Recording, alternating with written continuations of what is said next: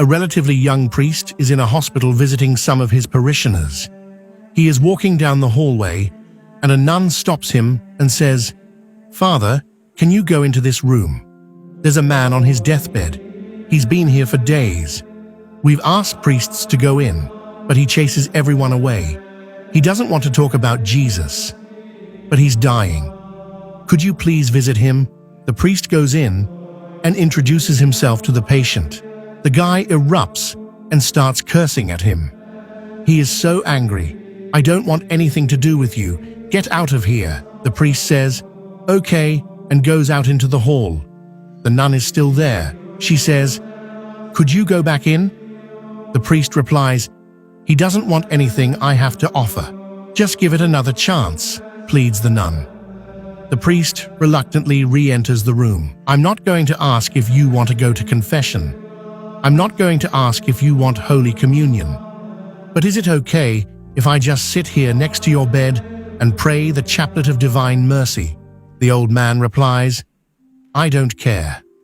Do whatever you want."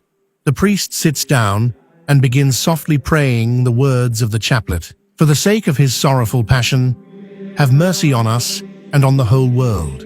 For the sake of his sorrowful passion, have mercy on us and on the whole world." Suddenly, the man bursts out, "Stop it." Startled, the priest looks up and asks, "Why?"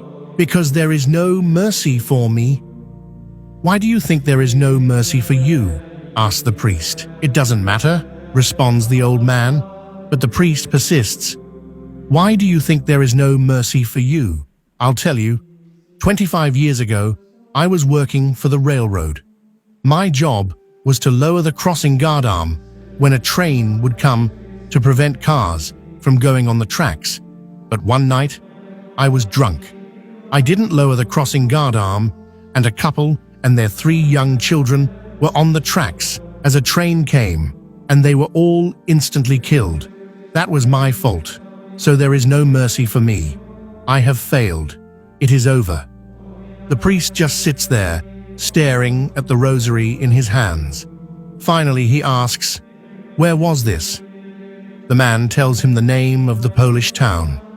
The priest looks up and says, 25 years ago, my mum and my dad were taking my little siblings on a trip. I couldn't go with them. They were driving through this small town. For some reason, the railroad crossing guard arm wasn't lowered. As they were crossing the tracks, a train came and killed them all. I lost my whole family that night." The priest gazes intently into the man's face, and he says, "My brother, God forgives you. Not only that, I forgive you." The man realizes that God's mercy is for him.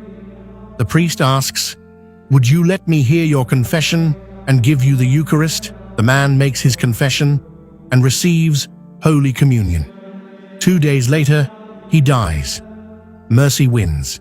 His failure is not final. After giving the man communion, the priest goes into the hallway in search of the nun. He can't find her.